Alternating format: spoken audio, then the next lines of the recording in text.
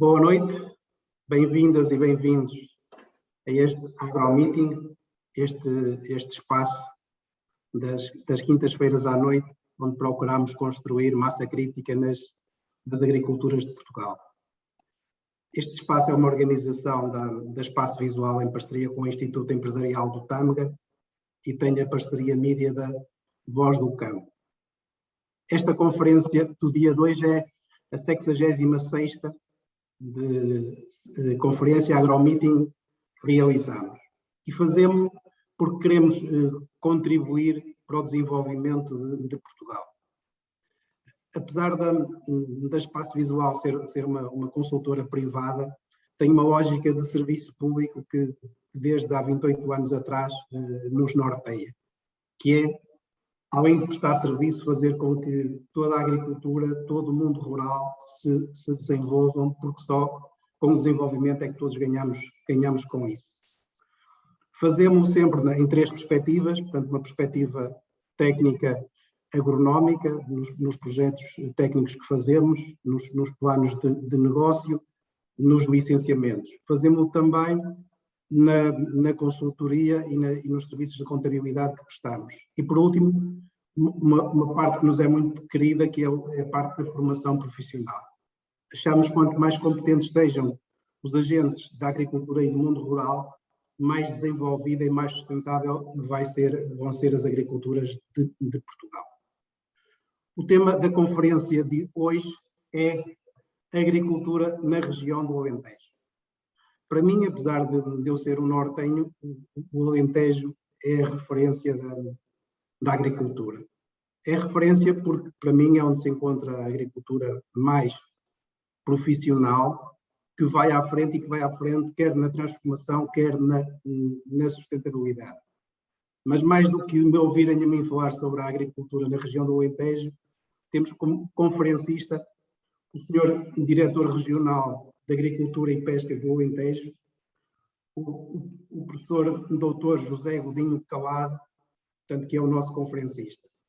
Portanto, é alguém que sabe destes temas, é doutorado em Agronomia pela Universidade de Évora, é membro da Ordem dos Engenheiros, tem uma vasta experiência a lecionar diversas unidades curriculares de Agronomia e Proteção das Plantas em vários cursos da Universidade de Évora, e também, neste papel, também orientou vários trabalhos e teses finais dos mesmos, portanto, coisas profundas, bem feitas, técnicas.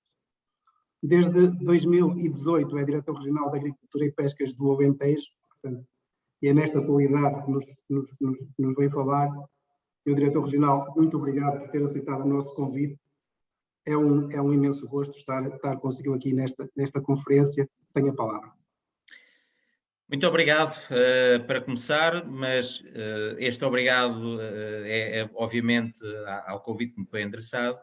E agora um cumprimento muito especial para todos que estão a assistir, para quem me fez o convite e que eu aceitei com todo o gosto. É sempre um enorme prazer falar sobre agricultura e falar sobre uma região onde nós vivemos e, portanto, as duas situações, digamos, duplicam o gosto que tenho por estar aqui presente. Portanto, para todos aqueles que nos vão ouvir aqui em direto ou que vão ouvir posteriormente, um cumprimento muito especial. São pessoas, obviamente, que estão interessadas pelo tema, que estão interessadas pela agricultura do Alentejo. Bom, então eu até vou compartilhar para, eventualmente, ajudar aqui a nossa conversa, nesta fase inicial, um conjunto de diapositivos que penso que já estão a ver, e eu vou pôr aqui de uma outra forma, talvez, exatamente, que todos estão a ver. Este conjunto de diapositivos tem precisamente a ver com o enquadrar do tema agricultura alentejana. E este enquadramento do tema tem um objetivo muito claro, é dar alguns dados, ou colocar em cima da mesa, ou nesta apresentação, alguns dados, que são do Instituto Nacional de Estatística, das últimas estatísticas agrícolas, que ajudam a perceber a agricultura do Alentejo, que ajudam a perceber, por vezes, como se fala ou como se comunica esta agricultura de forma menos precisa e menos clara, porque não se vai, de facto, aos dados. Os dados são a base do conhecimento, conhecimento que nos vai dando informação e que essa informação nos vai dando, obviamente e objetivamente, um caminho que vamos fazendo e que desse caminho vamos tirando partido. Bom, o que é que nós temos em termos deste retângulo, em termos vamos chamar assim, de figura geométrica, que é o nosso país, Portugal? O que é que nós temos em termos de agricultura e no Alentejo? É evidente, se olharem para esta imagem, podemos verificar que a área agrícola e agroflorestal, que tem uma cor verde mais clara aqui nesta figura, que é do Instituto Nacional de Estatística, podem verificar que a grande mancha ocupa, de facto, a região Alentejo. Daqui se conclui que a área, e aquilo que foi até na apresentação referido pelo Sr. Engenheiro José Martinho, aquilo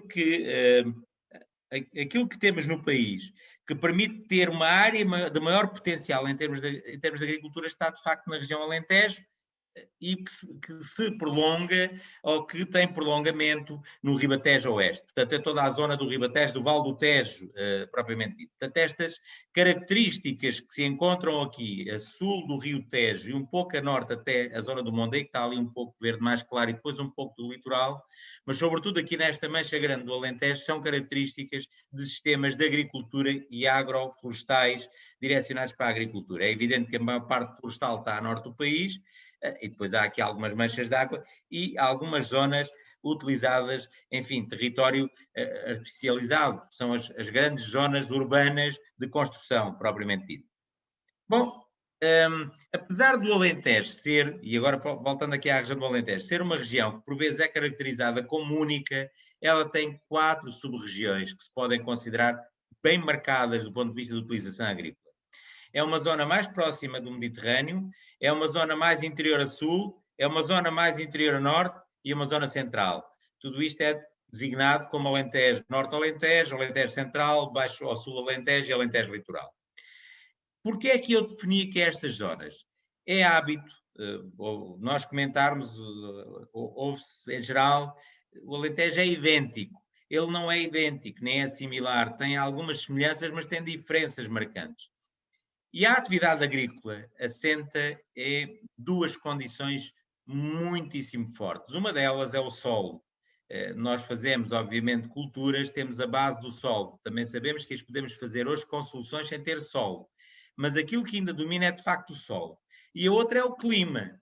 E por muito que nós, e agora se fala de alterações climáticas, que estamos, de facto, num clima muito similar em todo o país, ele tem algumas variantes que são marcadas por quê? No caso do litoral alentejano e todo o nosso litoral, pela presença do Atlântico, portanto aqui, ou do Sul, concretamente do Mediterrâneo, se formos ao Algarve. Aqui há o efeito termorregulador da temperatura, que é o efeito da água presente no mar. E, portanto, do ponto de vista de clima, a zona do litoral alentejano, ou qualquer zona do litoral, tem aqui um benefício das amplitudes serem menores do que é propriamente no interior. E não são assim tão menores, são de facto muito menores. Pode haver uma diferença de 7, 8 graus entre as temperaturas mínimas verificadas no litoral e aquelas que se verificam no interior, ou as temperaturas máximas verificadas no interior, por exemplo, no Alentejo Central ou no Norte Alentejo, e as temperaturas do Alentejo Litoral.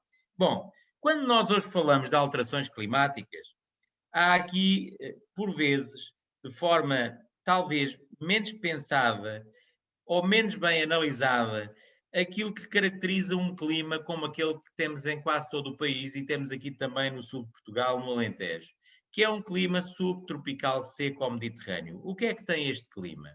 Este clima é claramente marcado por períodos diferentes em termos de precipitação, um período úmido e um período muito seco. Um período com temperaturas baixas e um período de temperaturas muito altas. Bom, esta variação entre períodos, que pode marcar as estações do inverno e do verão, por vezes tem aqui em anos mais, em anos menos, mas tem aqui uma aproximação com as estações da primavera e do outono, a primavera a caminhar para o verão e o outono para o inverno.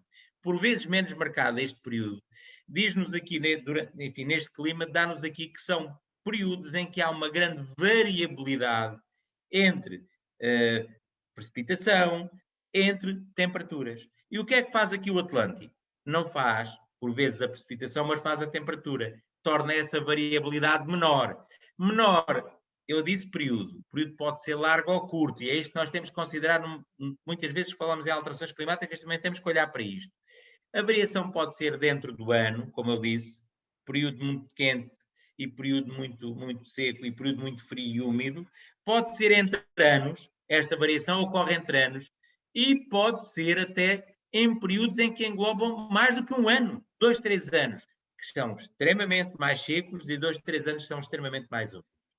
A questão que se coloca aqui, quando as pessoas falam em alterações climáticas, já agora, e depois já vamos ao Alentejo, tem muito a ver com aquilo que pode ser estes períodos mais secos ou mais úmidos, ou de temperaturas muito altas, podem ter sido 2 ou 3 anos em que o verão, período de temperaturas mais altas aqui no Alentejo, a tender para 40 graus, podem ser 2 ou 3 anos, e outros em que, como foi o caso deste, à exceção de 3 ou 4 dias, as temperaturas têm sido relativamente amenas. E, portanto, o que acontece a temperaturas mais baixas é analisar uma sequência de muitos anos em que esses períodos, se verifique que o valor desses períodos, a tendência vai subir ou vai descer. Isso é que nós temos que analisar. E depois temos que analisar ainda outra coisa. Será que isto não se repetiu aqui há não sei quantos anos atrás? Para vermos se há uma grande variação ou não. É evidente que provavelmente esta análise ajuda-nos aqui a compreender algumas coisas, para não falarmos apenas que estamos sempre com alterações climáticas. Como toda a gente o refere, eu aqui não tenho dados precisos porque não fui à procura deles, é provável que aquilo que eu disse de períodos, que sejam eles de 1 ou mais anos, que a tendência de subida ou descida ao nível de temperaturas ou ao nível da precipitação, tenha aqui uma tendência de facto que nos diga que estamos a ficar com menos precipitação ou eventualmente com temperaturas mais altas. Acredito que sim, e nós temos que as contrariar. Mas voltando aqui ao Alentejo, isto foi um à parte para percebermos o Alentejo. De facto, este Alentejo litoral que temos aqui tem umas características, para mais à frente percebermos porque é que se utiliza determinado tipo de agricultura, ou porque é que se utilizam determinadas espécies no Alentejo litoral que não se utilizam no interior do Alentejo, ou ao contrário. Tem aqui este fator termorregulador que acompanha a linha do Atlântico do ponto de vista paralelo, que permite fazer algumas culturas com um consumo energético que não é possível, ou pelo menos não é, com o mesmo consumo energético não é possível, fazer no Alentejo mais central. Porque as amplitudes de temperatura obrigam a meter muito mais energia num sistema. Se eu quiser fazer culturas, por exemplo, horticultura em ambiente controlado, ou culturas em ambiente controlado, sejam elas hortícolas ou outras, que é preciso meter muito mais energia no sistema do que se for no Alentejo Central do que se for no litoral, como é óbvio. Quer para aquecer, quer para arrefecer. Portanto, isto aqui já haver uma diferença grande e marcante. Mas o que é que isto Alentejo em termos de números tem? Ora bem, tem isto. Porque é que é importante? Este quadro cheio de números eu só quero um, que é a superfície agrícola útil. Se olharmos aqui, SAU está cá em cima, enfim, a coluna está a região agrária, explorações, que é o número de explorações e a sua percentagem, e depois a SAU, superfície agrícola útil. Reparem, quem não está a ver, são 2.140.000 hectares, que representam 54% das últimas estatísticas agrícolas de 2019, está ali. Portanto, representam 54% dos 3.900.000 hectares que temos em Portugal, e concretamente ainda representará mais no continente, que o continente tem 3.838.000 hectares, pronto, grosso modo. E, portanto, este valor é de facto um valor muito significativo. Aquele retângulo que é a nossa, vamos chamar assim, figura geométrica de Portugal, em que o Alentejo tem 1/3 da área, temos 54% da superfície agrícola neste terço da área. Este é já um número que as pessoas têm que perceber o que é que está aqui no Alentejo. Mas neste terço da área geográfica, nesta maior fatia de superfície agrícola útil, que é mais de 50%, o que é que nós temos em termos de ocupação cultural? Ao contrário do que muitas vezes se diz, como esta área em termos de superfície agrícola útil é tão marcante e tão elevada, e os dados são obviamente das estatísticas agrícolas, está aqui bem marcada a fonte, o que se diz é que, de facto, neste momento existe uma modernização na agricultura e existe uma intensificação no Alentejo da agricultura, enfim, de forma muito desequilibrada quando se comunica. Porque olhando para aqui, o que a gente verifica é que o que domina são prados e pastagens permanentes. Vamos chamar assim, esta construção, através do que nós temos hoje, dos sistemas de informação geográfica, construída no âmbito das estatísticas agrícolas, é aqui bem visível. É evidente que ali, à volta da zona do Alqueva, ou no espaço irrigável do Alqueva, que está aqui na zona está na zona do Baixo Alentejo, daquilo que é a zona mais a sul do Alentejo, mas não mais a sul, junto ao Algarve, portanto a zona mesmo do Alqueva, vamos chamar assim, junto à capital do Baixo Alentejo, que é Beja, é evidente que ali há uma mancha de culturas permanentes, e já lá vamos para a chão. Mas tem muito a ver com um recurso que foi disponibilizado e que é a água, e que nós eventualmente temos de tirar partido dele de forma eficiente, também já lá vamos. É o que temos aqui. E depois temos pequenas manchas, temos no Caia, temos no Norte do Alentejo, portanto, mas, em geral, e o que está aqui são os prados e as culturas permanentes. Esta imagem fala por ela. Não vale a pena andar à procura dela de outra forma. Está ali a legenda, culturas temporárias, culturas permanentes. É evidente que estas culturas temporárias, o Baixo Alentejo também tem um peso grande, o Alentejo Litoral também tem, o Norte Alentejo, se olharem para aí, a zona do Caia é uma zona de bons solos. Eu já lá vou, porque ontem eu falei no clima e ainda não falei dos solos. Já lá vamos explicar os solos. Bom, então, aqui nestas pastagens, ou melhor, nesta área de prados permanentes, que são muitas vezes sistemas silvopastoris ou agro-silvopastoris, que mete aqui o montado. Porque eu não referi, o montado tem lá as espécies florestais, são as nossas quercíneas. Eu não o referi, mas vou referi-lo, 2 milhões, 100 e qualquer coisa, 1000 hectares, superfície agrícola útil, 144 mil. Nós temos 1 milhão de montado, 1 milhão de hectares de montado. E eles são, de facto, são sistemas silvopastoris. São sistemas silvopastoris ou agro-silvopastoris. E isto é muito importante as pessoas perceberem isto. E são sistemas equilibrados desta forma. O efetivo bovino, no nosso país, tirando os núcleos de produção de leite, neste caso estamos a falar dos bovinos de carne, a grande mancha está no Alentejo também. Mas os números das estatísticas, se olharem para a tabela que está mais abaixo, ela o que é que nos diz? Diz-nos aqui que no Alentejo, num conjunto de reprodutores, e vamos olhar para os reprodutores, são aqueles que têm mais de 2 anos, dos 730 mil que temos em Portugal, dos quais 600 mil estão no continente, temos 367 mil no Alentejo. Os reprodutores bovinos, e sobretudo bovinos de carne, 367 mil. Portanto, a agricultura do Alentejo tem muita pecuária, e esta pecuária é pecuária extensiva. Não são bovinos de leite. Alguns também estão aqui bovinos de leite. Temos algumas explorações de bovinos de leite. Elas não são nulas, existem algumas. Mas a dominância são, de facto, os bovinos de carne. Mas a mesma coisa se passa com os ovinos, os pequenos ruminantes. Quando eu falo de pequenos ruminantes, a grande, e nesta imagem que está aqui, a grande concentração está, de facto, na zona aqui está mais espalhada. Está aqui na zona do Alentejo e depois prolonga-se no interior para o norte do país. A fronteira com a Espanha. E já toda a gente percebeu, não vamos tirar aqui a mancha dos ovinos ou dos pequenos ruminantes à volta da Serra da Estrela. É evidente que não vamos, estão cá. Eles estão ali bem marcados. Mas o que é que o Alentejo representa nisto tudo? Reparem, se olharmos para os valores, vamos aos reprodutores. Deixamos os outros animais, que esses flutuam, são vendidos ao desmame, enfim, podem flutuar. Vamos olhar aqui, e isto são, obviamente, dados do Instituto, como está aqui, do Instituto Nacional de Estatística, na fonte. Temos aqui qualquer coisa no continente, enfim, em Portugal, 1.627 mil, 1.627 mil, desculpa, isto é por 1000 cabeças. No continente, 1.622 mil, pois é mais de 50% está no Alentejo, 939 mil. Ainda cá temos os ovinos, mesmo com um conjunto de dificuldades, às vezes ao nível do maneio, também lá vamos. Isto é só para justificar que o Alentejo, por vezes, é visto e comunicado de forma diferente daquilo que é na realidade. Isto são dados que a gente tem que trabalhar. Bom, já nos suínos, já não é o mesmo caso. Embora existam muitos, se repararem, os suínos tendem mais para o litoral. E existem aqui, obviamente, o suíno no Alentejo, existe aqui também em algumas explorações, sobretudo o suíno porco preto. Portanto, o porco preto existe aqui em algumas explorações, existe também no interior, existe, obviamente, também tem aqui um preto muito importante no montado. Ele é, de facto, muito importante, até para a renovação do montado, até para o espalhamento daquilo que é a propagação por semente no montado, e, portanto, ele tem aqui este peso, mas também aparecem umas manchas no litoral, aparecem umas manchas a norte do Tejo, como a gente sabe, são as tais explorações mais intensivas de suínos, e elas existem, estão aqui. Bom, agora temos aqui outra coisa, que eu comecei esta conversa com estes números todos para tentar enquadrar aquilo que temos em termos de culturas. Por vezes as pessoas falam no Alentejo como culturas intensivas. porque, de facto, neste momento o Alentejo é conhecido como conjunto de culturas intensivas. Bom, então o que é que nós temos aqui no Alentejo em termos da superfície irrigável? Vamos chamar-lhe assim. Rega no ano agrícola 2018-2019, não é há muito tempo.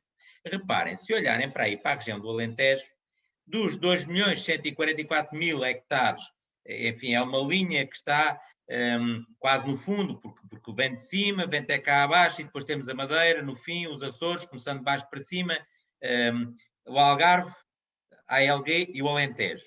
Se formos ao longo dessa linha, vão encontrar o valor de 2.144.066, que é a superfície agrícola útil. Se subirmos, é a SAU. E qual é a percentagem da área irrigável na SAU? Bom, é a coluna que está à frente. Superfície irrigável são 232.000 hectares, 232.627 hectares. Pois é. E quanto é que isto representa da SAU? 10,8%. Este número vale a pena considerá-lo. É uma agricultura, de facto, com tecnologia, mas também o sequeiro é com tecnologia em regime de sequeiro.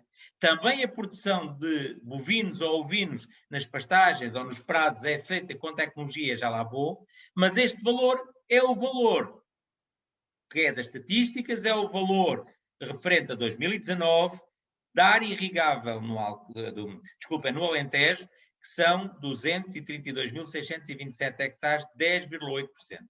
Pois é, mas se olharmos cá para cima, para o país, na sua totalidade, ou para o continente apenas, verificamos que, no caso do país, esta área irrigável representa 15,9%, são 630.000 hectares dos 3.900.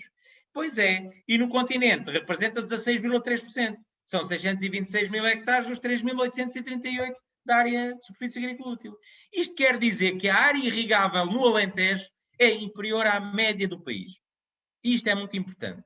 As pessoas a maior parte das pessoas que vai para a comunicação social, a comunicação hoje comunica muito isto, que o Alentejo está com muitos sistemas de regadio. Estamos aqui a ver que, e com culturas muito intensivas, que a área que está regada no Alentejo neste momento, a percentagem da SAU é inferior e bem inferior à média do país, é inferior e bem inferior à média do continente. Este valor é importante. Pá, mas há aqui outra coisa que é muito importante, não nos podemos esquecer, é o valor da produção. E estes 10,8%, 232.000 hectares, contribuem com 27,6% daquilo que é a produção, ou seja, os tais 1/3, ou quase 1/3, porque 1/3 é 33%, contribui com quase 1/3 para aquilo que é a produção de produtos que saem da área irrigável. E isto é que é um facto. Portanto, se a tecnologia não está bem aqui, algo está errado. Porque, de facto, há um melhor conjunto de tecnologia que permite tornar o processo mais eficiente, o processo produtivo. É o que isto me diz à partida. Pode não ser em todos os casos, mas a tendência média é esta. Os números são claros. Bom, deixem-me dar agora aqui alguns pontos fortes e fracos das 4 sub-regiões que eu marquei do Alentejo, para depois nós, com estes números, percebermos melhor o que é que temos no Alentejo. O que eu tenho no norte do Alentejo, eu tenho um problema grande no Alentejo, nós temos um problema grande no Alentejo. Nós olhamos para o norte alentejano e o que é que nós temos? Neste momento, temos alguns sistemas, obviamente, também de regadio, temos alguns sistemas em regime de sequeiro de culturas que são bem feitas, até temos alguns núcleos de culturas permanentes, mas temos uma grande diversidade de sistemas com clara dominância daquilo que é o nosso montado, os tais sistemas agro-silvopastoriz ou silvopastoriz, para a pecuária. Como eu digo ali, com potencial para o aproveitamento de recursos silvopastoriz. É evidente, se eu conseguir ter, em alguns cursos de água que tenham caudal permanente, aproveitamento dessa água, quando chove, nos tais períodos que eu disse, que são bem marcados, período em que chove e período que não chove. No período em que chove, em que essas linhas, esses recursos hídricos me permitam concentrar alguma água para eu usar em períodos que não chove, tenho aqui um potencial também acrescido. E neste potencial do aproveitamento silvopastoril posso ligar aqui com atividades de turismo. Qual é o grande problema que eu tenho aqui, como grande ponto fraco? É que eu tenho um envelhecimento da população, os censos são óbvios, eu tenho, enfim, dados dos censos no Alentejo, 700.000 pessoas, em 10 milhões, portanto o Alentejo tem muito poucas pessoas e elas estão distribuídas pelas 4 regiões, portanto temos poucas pessoas em qualquer uma das sub-regiões do Alentejo e depois temos uma interioridade bem marcada. O que é esta interioridade bem marcada? Enquanto na região do Alentejo Central eu tenho uma facilidade de acessos e de vias de circulação a Lisboa, eu tenho essa dificuldade maior na região norte do Alentejo. De facto, há uma maior interioridade do que há, por exemplo, no Alentejo Central. Isto é, grosso modo, aquilo que temos. Depois, no Alentejo Central, tenho uma maior diversidade de alguns sistemas agrícolas, porque aqui no Alentejo Central basta olhar para 2 ou 3 situações. Por exemplo, a cultura da vinha. Temos no Alentejo Central 2 ou 3 regiões demarcadas. Redondo, Reguengos de Monsaraz, aqui a zona de Borba, enfim, está aqui a atender Borba Estremoz. E, portanto, há aqui uma diversidade, localização e facilidades de acesso. A tal localização tem aqui, permite-lhe uma maior, eu diria, ligação com os centros de decisão, fácil acesso a Lisboa, autoestrada, via férrea, enfim, tem aqui de facto essa maior capacidade. Precisamos de, tal como no Norte Alentejo, em todas as áreas, de atrair jovens para o setor primário, neste caso, porque a população está muito envelhecida também aqui, todo o Alentejo está. E, portanto, estando muito envelhecida, é evidente que para atrair pessoas para este setor, não há, quer dizer, não há porque não há jovens.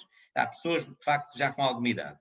E depois tenho aqui, e este é um ponto negativo no geral, que é muito importante, que é, por vezes, devido à escala que existe, eu preciso de organização da produção para escoar o produto. Mas isso é transversal a todo o país. As organizações que permitam agregar os produtos produzidos e dessa forma chegar ao mercado, negociar no mercado, ter capacidade de negociar no mercado é determinante. Mas isso é para todo o país. E sobretudo com produtos quando as margens começam a ser mais encurtadas ou mais curtas. Bom, aqui já agora falem todas as manchas aqui ao Baixo Alentejo, falem todas as manchas de solos ou de características edáficas, vamos chamar-lhe assim. O que é que nós temos na zona do Baixo Alentejo relativamente à agricultura? É das 4 sub-regiões do Alentejo que apresenta solos, manchas de solos, que têm melhores características ou que têm características físicas e químicas e até biológicas que se podem considerar boas.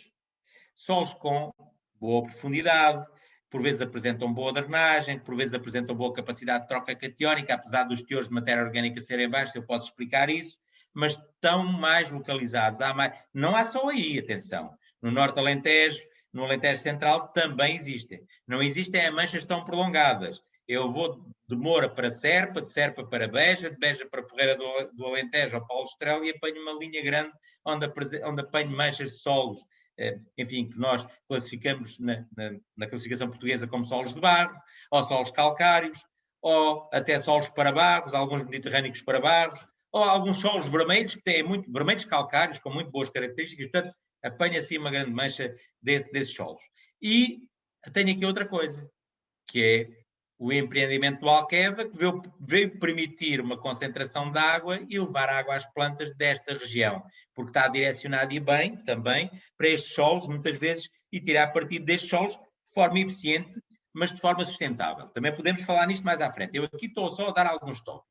E, portanto, esta é uma grande questão que permite adicionar à água, à luz que nós temos, sobretudo no período da primavera-verão, muita e temperatura. Portanto, temos a junção de fatores determinantes para fazer crescer as plantas rapidamente. Temos no inverno, que é água, por vezes até mais, em excesso, e aí, se o sol não tiver boa drenagem, temos uma limitação.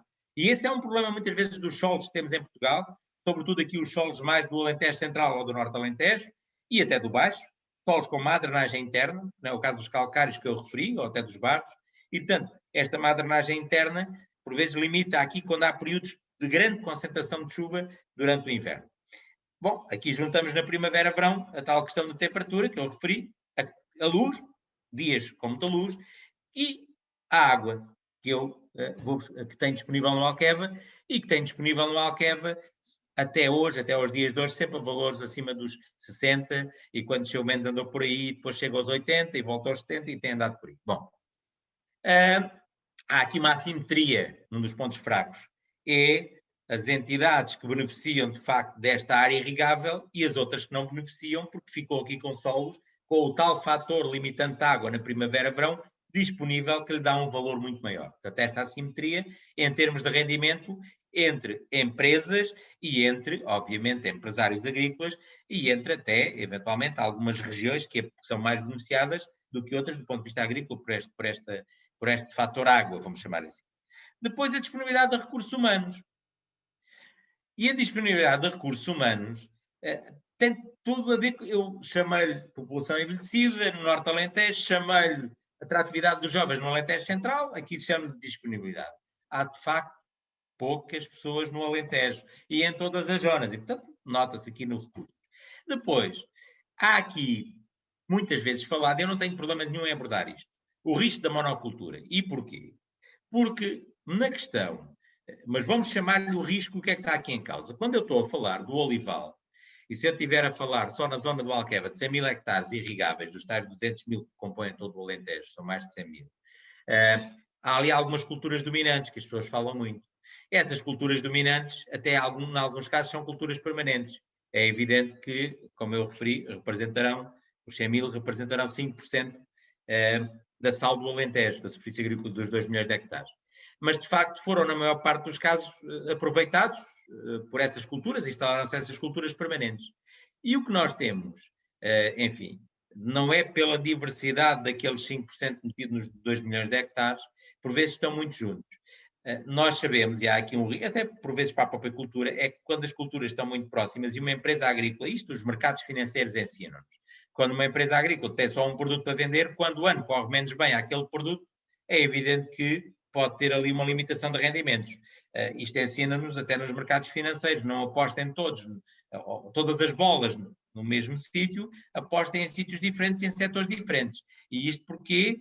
Porque há um ano menos favorável e, portanto, está a almofada de haver ali ao lado algo que permite depois compensar esse ano menos favorável. Bom, esse risco existe. Mas, quando nós estamos perante espécies que estão muito bem adaptadas, que mesmo um ano que seja menos favorável, isso acontece, mesmo um ano que seja menos favorável, por vezes nem se põe em risco a atividade. Poder-se-á, às vezes, colocar problemas. Nós tivemos, e não vale a pena recordar, ainda estamos a atravessar uma pandemia, nós humanos também temos problemas sanitários, como sabemos, da nossa saúde, e temos alguns, enfim, dos nossos inimigos, sejam eles vírus, bactérias ou até fungos, tal como nas plantas, que podem chegar aos humanos, aos animais e às plantas, e que são transmissíveis. E, portanto, se estiverem todas ao pé, é evidente que se transmitem mais facilmente. É como nas pessoas. Eu fui buscar aqui o exemplo da atual pandemia. É igual. É o mesmo problema. E isto, se tiver tudo da mesma espécie mais junto, pode aí ter problemas. E a história ensina-nos isso. Tal como nos ensina nas condições de clima. Para a história, o Alentejo e todo o país ficou sem vinha quando apareceu a filoxera. Né? Na altura não tínhamos tratamento para a filoxera. Foi um facto. E, portanto, esse facto pode acontecer, enfim, quando temos essas espécies juntas. Mas isso também acontece se eu tiver os cereais de outono e inverno juntos, se eu tiver campo de milho junto, porque se tiver um pivô também acontece, posso ter fusário. Se tiver um campo de tomate ou um campo de melão, também acontece. A diferença que existe também acontece, porque eles também têm, de facto, eu já disse aqui, têm fungos de solo, como por exemplo o fusário, no caso do melão, no caso do tomate, e no caso dos cereais de inverno, que eu disse, e aconteceu, quando o Alentejo tinha 300 mil hectares de trigo, já não tem hoje. E, portanto, isto também é um problema com culturas anuais, não é só com permanentes, nem é com sistemas com regime de regadio, também o é com regime de sequeiro. Atenção. Bom, Alentejo litoral. Já falei das condições ecológicas, já tinha dito, não vou repetir. Tem, de facto, a termorregulação do Atlântico. E essa termorregulação que lhe permite menor amplitude. E, portanto, tem ali uma forte componente que beneficia a horticultura e a floricultura. E a floricultura, a horticultura, é ambiente controlado e há algumas fruteiras. Sobretudo por causa dessas amplitudes que permitem fazer culturas em ambiente controlado. Isto é uma questão de que o que é que eu posso fazer em agricultura? Aquilo que a ecologia me permite e o que o mercado me diz.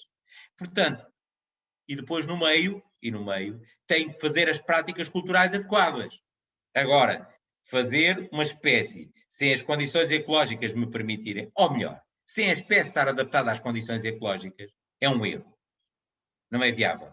Mas as condições ecológicas para essa espécie serem adequadas, mas o mercado não existir, poderá ser mesmo um erro, porque não tenha sido do produto. Agora, no meio, o que é que eu tenho? Tenho as práticas culturais. E essas têm que ser aceitáveis e boas práticas.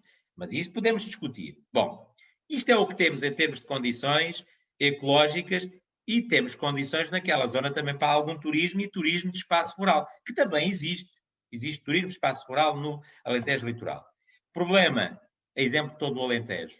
Recursos humanos em população envelhecida, fraca densidade populacional, apesar de ser litoral, tem uma baixa densidade populacional e falta de recursos humanos para um conjunto de atividades. Mas sem rendimento, sem recursos humanos, nós não temos regiões. Sem recursos humanos, nós não temos. Os recursos humanos, as pessoas são fundamentais nas regiões. Portanto, se não tivermos, não temos regiões. As regiões degradam-se, não há pessoas. Há aqui, também nesta região, há algumas condicionantes devido à comunicação. Por vezes a comunicação que não conhece totalmente a região e que, existindo naquela região, sobretudo ao nível das pessoas e ao nível do recurso humano, há algumas situações que têm que ser vistas claramente, que é óbvio que tem, que nós temos que ter as pessoas têm que trabalhar, têm que ganhar dinheiro, mas têm que trabalhar em boas condições e têm que ter condições para viver. É isso que nós queremos para todos. Por isso é que fazemos alimentos. Porque a agricultura faz alimentos para as pessoas terem alimentos disponíveis, senão não fazíamos nada. Portanto, esta é a realidade. Bom, é evidente que aqui, existindo essa questão, há também uma coisa. É preciso dizer que todo o Alentejo Litoral não tem lá áreas a perder de estufas, de ambiente controlado. Áreas de estufas, fazemos culturas em ambiente controlado, são estufas, são 1.200 hectares. Pronto. É o que existe. E depois existem mais uns 300 hectares de culturas protegidas. Ou seja, que não é aquela estrutura estufa, mas pode ser um estufinho. São, digamos, um nível mais baixo, mas que tem o solo, de facto, coberto com plástico. Portanto, tem ali uma ajuda à cultura. E estamos a falar em 1.500, 1.500 e qualquer coisa hectares, à volta de entre 1.500 e 1.600. Isto é o que existe. O resto não existe mais destas culturas. Mas existem, de facto, e elas têm a razão de existir, que é as tais razões de clima que lhe favorecem, do ponto de vista de eficiência energética, atenção, de eficiência energética, são muito mais favoráveis fazer ali, ou eventualmente depois ali na zona à volta de Lisboa, a zona oeste, que tem a termorregulação da temperatura. Pronto, é essa a questão. E, portanto, dessa forma, da eficiência energética, eventualmente tornam-se viáveis do ponto de vista do mercado. E aí é o mercado também que manda. Agora, tem que ter as boas condições e as boas práticas. Bom, quais são os grandes desafios que temos hoje? Enfim, neste diapositivo, o grande desafio que nós temos hoje, é por isso que é a agricultura, que muita gente não fala, é este. É a necessidade de alimentos que sempre tivemos. A agricultura sempre foi respondendo, e o Alentejo sempre foi, enfim, no seu desafio agrícola, à produção de alimentos. O que era o Alentejo? Aqui eu já volto para trás. Isto é o cenário da necessidade de alimentos. Há aqui vários cenários. Há um cenário do crescimento da população, estamos em 2020. Há um cenário de crescimento muito alto, há um cenário de crescimento médio, há um cenário de crescimento baixo. Tudo aponta para um cenário de crescimento, pelo menos médio. Ninguém vai estar na expectativa que pandemias vão ter, enfim, nos causam um impacto. A gente não deseja a ninguém em nenhuma parte do mundo, eventualmente em algumas partes vai ser mais grave, porque sabemos que há mais limitações na área da saúde, não queremos isso, mas é o mundo que está assim neste momento, e portanto podemos o contrariar, mas existe assim, este é o facto com que temos de trabalhar, mesmo que o impacto seja maior, não prevemos que não continue a existir o crescimento da população. E o crescimento da população dos 7,5, 7,6 mil milhões de pessoas, mil milhões de pessoas, para os 8, qualquer coisa, mil milhões de pessoas, que é o que estamos a falar, basicamente, ou bilhões, como está aqui no diapositivo. Portanto, este número vai-me dizer que há aqui um acréscimo de 10, 15%. E já para não ser muito otimista. Bom, mas há aqui outro facto que é importante, é que a procura de alimentos, o crescimento desta população mundial vai passar-se num continente que é a Ásia. E o que acontece? Porque a Europa está estabilizada, eventualmente as regiões mais ricas do continente americano, infelizmente as taxas de natalidade até são baixas e, portanto, quase não há reposição da população. O que acontece é que essas zonas asiáticas, como todos queremos, quando eles começarem a ter uma alimentação muito similar a estas zonas que chamamos-lhe assim, já a têm, é preciso a resposta. E a história ensina-nos que existiu resposta, por isso o Alentejo está aqui nesta resposta da agricultura. O que é que a história nos ensina? Eu vou só buscar os últimos 100 anos. Melhor, só a seguir à Segunda Guerra Mundial. O que é que aconteceu? Na Europa, no continente americano. Aconteceu que houve, nessa altura, uma tendência de crescimento da população para uma guerra.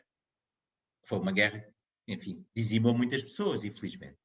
E nessa procura, o que é que estas grandes regiões do mundo fizeram? Trouxeram para dentro da produção de alimentos, para garantir alimento às suas populações, trouxeram aqui algumas ferramentas. Uma, melhoramento genético. Melhoramento genético. O melhoramento genético permitiu que espécies e variedades começassem a ter mais produção. Ou seja, a utilizar de forma mais eficiente o recurso solo, o recurso água, o recurso de nutrientes do solo, o recurso energia e, portanto, no fim, tinha uma maior eficiência. E a produção aumentou. Aumentou nas grandes commodities. É verdade que aumentou o milho, o trigo, o arroz. É verdade. A partir de meados do século XX. Mas o que é que trouxemos mais além do melhoramento? Foi o conhecimento do melhoramento. O que é que nós trouxemos? Nós trouxemos o conhecimento também da química. Os fatores que ajudam a produzir, a equilibrar o solo em nutrientes. Era esse o objetivo. Os fatores que ajudam a controlar os inimigos das espécies vegetais e das espécies animais, como eu falei já, doenças, pragas, nas espécies vegetais também as infestantes, são plantas que estão naquele sítio e eu não quero lá. Bom, tudo isso teve um objetivo, foi vir e conseguir alimentar a população como a conhecemos hoje. E mais, e quem não se lembra de há 50 ou 60 anos aqui no Alentejo, que a carne não estava assim tanto disponível como isso. E neste momento sabemos que a grande fonte de proteína na Europa é a carne. Mas a carne é uma transformação, essa proteína é uma transformação, porque vem das plantas. Essa é uma realidade. E, portanto, houve um melhoramento das plantas, houve um melhoramento dos animais, houve maior disponibilidade de alimento. Essa resposta foi possível em meados do século XX. Vai ser possível a partir de agora? Até 2050, 2060, estamos em 2020, nos próximos 30, 40 anos com a subida da população.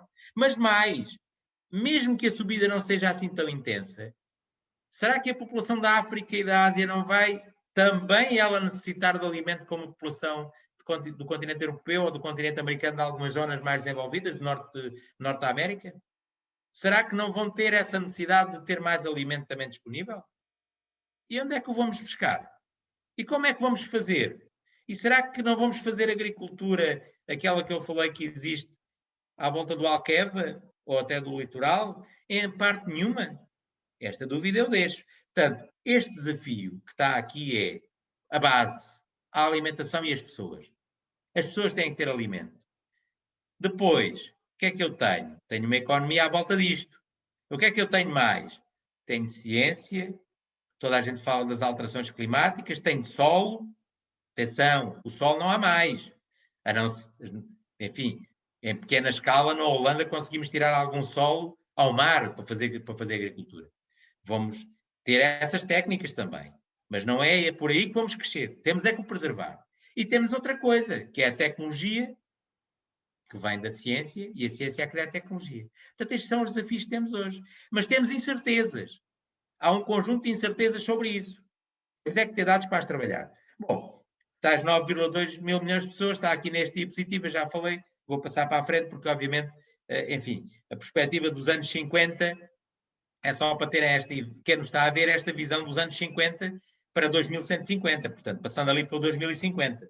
Estão a ver o crescimento que existiu na população, é evidente, toda a gente sabe, 1950, portanto, 1999, depois aqui 2050, toda a gente sabe o que é que se passou, houve uma Primeira Guerra Mundial, continente europeu, houve uma Segunda Guerra Mundial, houve um conjunto de guerras aqui pelo meio, houve um conjunto de alimentos, atenção com os alimentos de forma saudável, mesmo aqueles que foram produzidos depois nessa altura com um conjunto de mecanismos, de ferramentas, que eu já disse, incluindo as químicas, permitiram um nível médio de vida maior e está aqui no crescimento da população. Bom, e é isto que todos queremos, é que as pessoas vivam e vivam bem.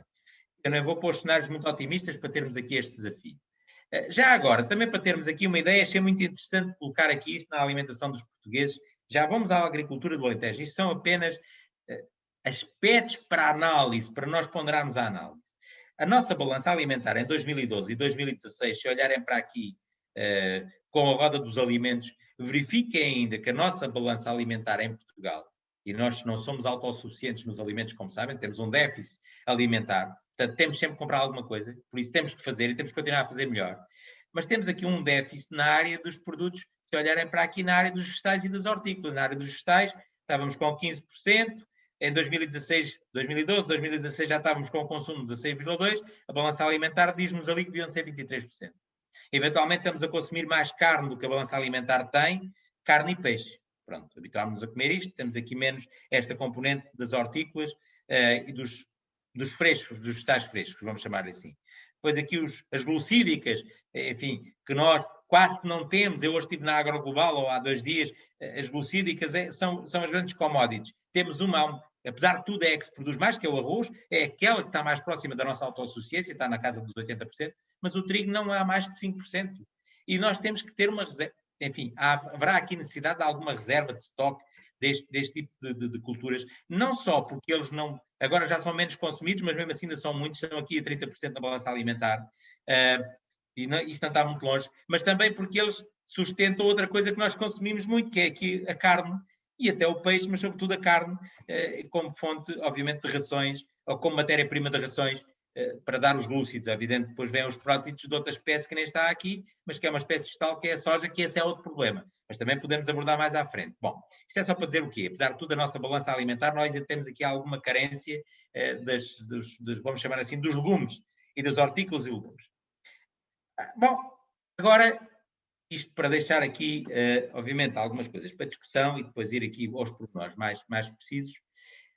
O desenvolvimento do Alentejo, com estas características, deverá ter estes princípios. Uma agricultura com presença no mercado. Porquê? Porque tem, de facto, potencial nos sistemas agro ou silvopastoril, agro ou agro.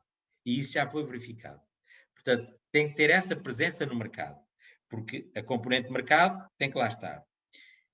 Depois tem que ter, do ponto de vista ambiental e paisagístico, tem que olhar também para esses sistemas, devidamente enquadrados e ordenados.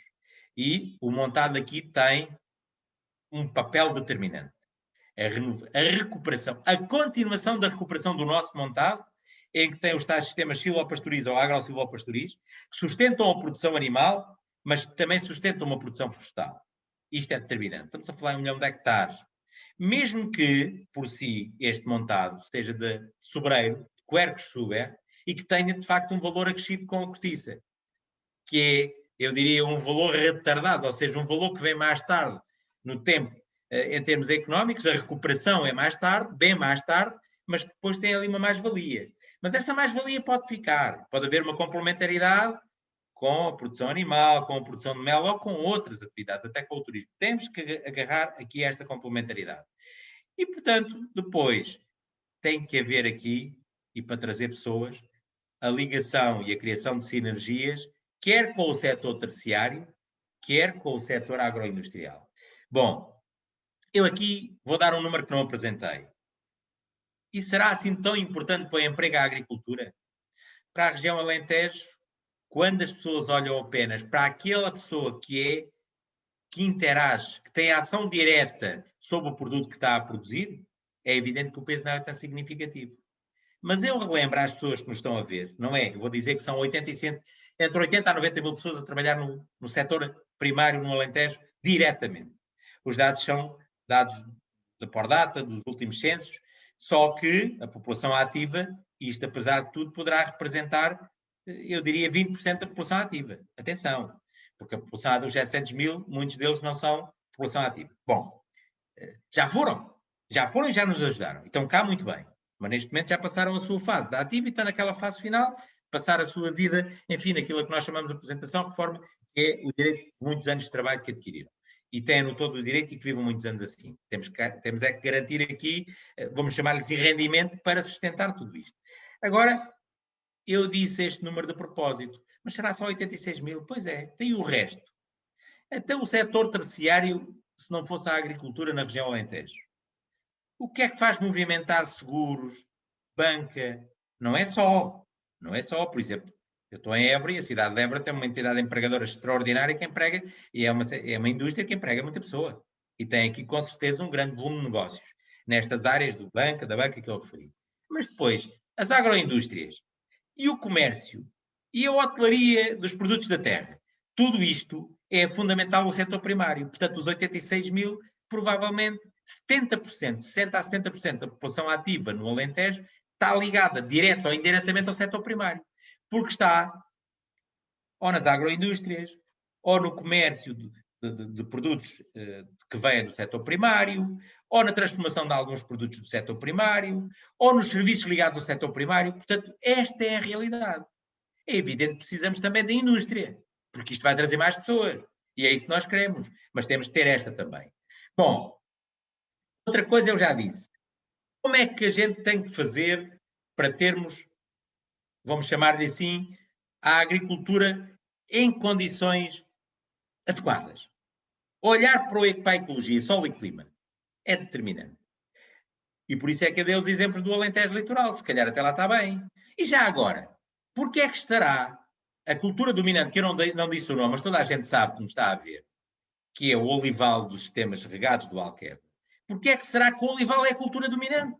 Mas alguém pensou nisto? Porquê é que o olival ocupa 80 mil hectares ou 70 mil hectares da área irrigável do Alqueva? Porquê é que será? Pois é, eu explico rapidamente. Uma das zonas que o Alqueva apanha gera uma região de olivicultura por excelência antes de haver água, até de sequeiro. É a região de Moura, no Alentejo. E porquê é que será a região de Moura? Ou a região de Campo Maior em Elvas, por exemplo. Ou a região de Elvas. Mas porquê é que serão estas regiões? Já alguém pensou porquê é que historicamente para lá foram, porquê é que lá estava o olival? Eu explico. Porque são os solos calcários. São os solos com uma boa drenagem interna. São solos com boa capacidade de retenção de água. E que mesmo em regime sem água, regime de sequeiro, a oliveira aí produz mais do que produz nos outros solos. E que tornava viável a produção de azeitona, mesmo muito menos mecanizada no olival tradicional. Porque uma das grandes vantagens do olival regado e do olival que as pessoas chamam hoje intensivo é a mecanização. Seja ela de colheita, essa é a grande vantagem. A mesma coisa se passou nos cereais há 40, 50 anos. As pessoas colhiam à mão, ceifavam. E foi, dizem as pessoas que vivem no campo, muito aborrecido quando as máquinas ceifeiras bolhadoras automotrizes foram introduzidas para fazer aquilo que eu chamo de colheita, debulha e armazenamento do grão, porque tirou trabalho. Estes olivais tradicionais, com a falta de mão de obra, a mão de obra que havia antes e a falta que existe hoje, têm também por aí um aspecto de inviabilidade, que é não ter mão de obra para fazer a colheita, que era ela manual, embora hoje seja auxiliada até por, enfim, já até nesse trabalho manual, seja auxiliada por equipamentos mais, eu diria, com maior tecnologia, sem ser apenas uma simples vara, vamos chamar-lhe assim, mas o que é um facto é que nestas zonas com condições ecológicas se instalaram o olival. E, portanto, quando apanhou água, o olival apenas foi transferido porque já tem água. E em vez de produzir, enfim, uma parte, produz 5 vezes essa parte, produz 5 vezes mais. E porquê é que o olival também, já agora, mas vai gastar muita água? Pois, não gasta porque a oliveira gasta água, obviamente. Mas a oliveira é muito eficiente, é uma árvore muito eficiente. E como a oliveira é uma árvore muito eficiente, e é muito eficiente porque tem mecanismos, eu posso-vos explicar, tem os vasos do xilema mais curtos, tem um grande sistema radicular, tem as folhas cerosas. Portanto, do ponto de vista anatómico e fisiológico, a oliveira é muito eficiente, gasta pouca água. Por isso é que quando não há água, a oliveira continua lá. Ela para praticamente, dá muito menos azeitona, mas continua. É evidente que a oliveira é uma árvore eficiente. E quando nós falamos em regime de regadio, eu não posso só ter energia e água. Eu tenho que ter solo, água, energia, planta e produto. Eu tenho que ter o solo, que é o meu armazenamento de água, e tenho que o manter com essa capacidade de armazenar água, e ele tem maior capacidade de armazenar água quando ele tem melhores características, seja ela a profundidade, seja ela a capacidade de reter a água. Eu tenho que ter água usada de forma eficiente, e se usar água de forma eficiente, também posso usar a energia de forma eficiente, gasto menos, e tem que ter uma planta, que do ponto de vista de biologia, de fisiologia, de morfologia, me responde de forma muito eficiente. E isto a oliveira consegue fazer, por isso com menos água até consegue, ou seja, com 1 litro de água é muito mais eficiente a produzir 1 quilo de azeitona. O que está aqui em causa é qual é a quantidade de água para eu produzir uma unidade de produção. Seja ele 1 quilo, sejam eles 1000 quilos, sejam eles 10.000 quilos. Qual é a quantidade de água que eu gasto para produzir isto? Qual é a eficiência que eu tenho no sistema? É isto que as pessoas têm que perceber. Portanto, esta é uma espécie que é eficiente. É um facto. Porque se eu lhe der 1 litro de água, ela pode produzir mais gramas de azeitona. A questão aqui é que eu ainda não cheguei ao outro lado, que é a que tenho aqui deste lado. É a conta de cultura, que eu devo ver logo no início. Será que conta de cultura é o mercado? Quanto é que o mercado me paga por 1 quilo de azeitona, ou 1000, ou o que for? Será que também economicamente é viável esta eficiência? Se torna eficiente? Isto é o que eu tenho que fazer no Alentejo e em todo o país, para os sistemas que tenho. E eu só expliquei que a introdução do olival na zona do Alqueva tem muito a ver com uma história que já existe. Já foi feita pelos antepassados. Por qualquer motivo verificaram que as oliveiras naqueles solos, nessas zonas que eu referi, respondem do ponto de vista produtivo melhor. Porquê? Porque, de facto, o solo, que foi a componente que eu disse aqui de início, os tais solos calcários têm drenagem interna, têm uma boa drenagem no inverno quando chove muito e conseguem também armazenar, em termos de capacidade utilizável de água para a planta, a maior quantidade de água. E também por isso conseguiam tirar partido, tornava-se o processo mais eficiente em termos de produção de azeitona, ou seja, conseguiam produzir mais azeitona, que mesmo com o mercado a um determinado preço ainda era viável. Esta é a realidade. Portanto, esta é a realidade que tem que ser transportada a um outro nível, que é este, que é um nível de dados. Eu tenho que ter dados. Eu não posso ter apenas o conhecimento empírico do saber fazer. Eu tenho que ter conhecimento baseado em informação. E essa informação dá-me novos dados, eu vou tendo nova informação. E quando eu disse que alguém colocou as oliveiras ali, foi no seu conhecimento de verificar que naquelas zonas o olival ia bem. Obviamente. Porque senão não iam lá pôr. Agora, eu tenho que ter dados, eu tenho que saber que aqueles solos têm estas características. Que a oliveira tem as características que eu já referi, ao nível dos vasos de xilema-floema, ao nível do seu sistema radicular, consegue, de facto, ter grande capacidade de crescimento em profundidade no solo. E, portanto, eu tenho que juntar esses dados, esse conhecimento, observar e ter informação precisa para comunicar, que é isto que por vezes não existe. Bom, basicamente é isto. E basicamente é o selecionar em função do mercado, o ter a resposta às condições e as práticas necessárias, que foi a única coisa que eu não falei.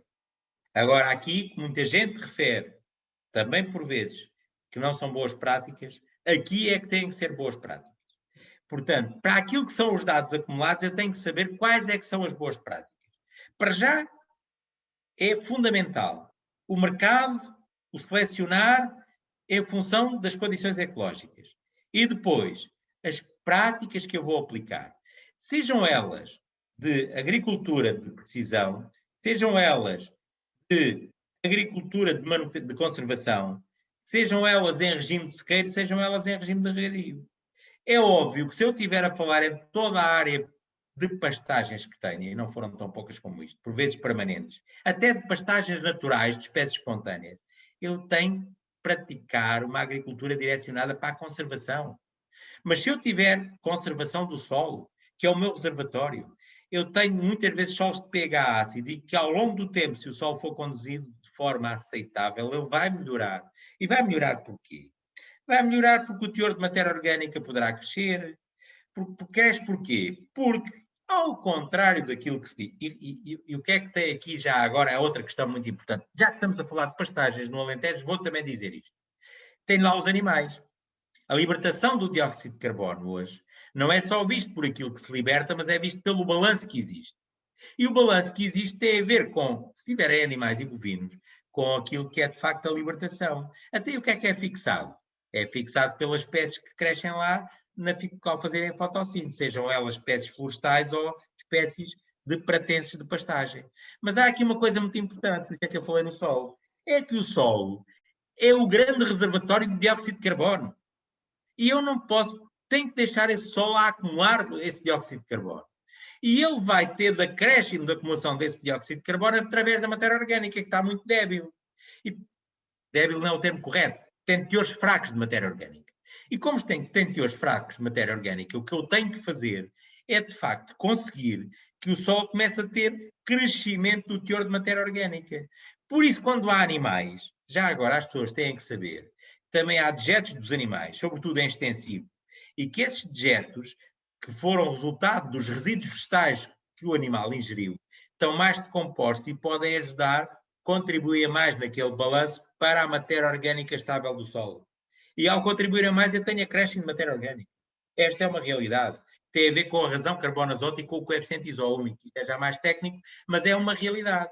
Portanto, o resíduo mais decomposto, que é o resíduo com os dejetos dos animais, tem um coeficiente isómico maior e contribui mais para a matéria orgânica do solo, estável, que é o que eu quero.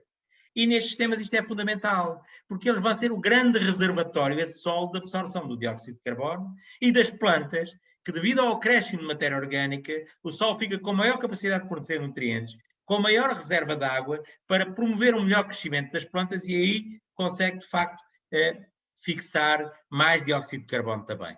Portanto, as práticas necessárias a esses sistemas. E já agora, no regime de regadio, no olival, ou nas culturas em estufa, isto não pode ser colocado em prática? Claro que pode.